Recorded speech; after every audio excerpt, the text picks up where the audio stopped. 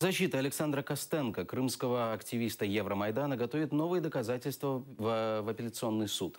Рассмотрение жалобы запланировано на 26 августа.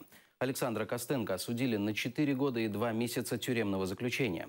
По версии следствия, в прошлом году, 18 февраля, в ходе массовых беспорядков в Киеве, Александр побил сотрудника крымского спецподразделения «Беркут». Как утверждают силовики, активист также незаконно хранил оружие у себя дома. Костенко не признает своей вины. Его адвокат заявил о намерении жаловаться в Европейский суд по правам человека.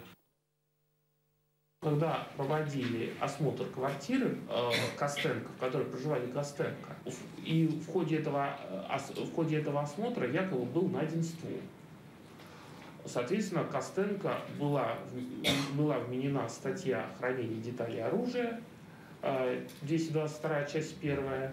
И по этой статье он получил, соответственно, основную часть срока наказания, получил 4 года.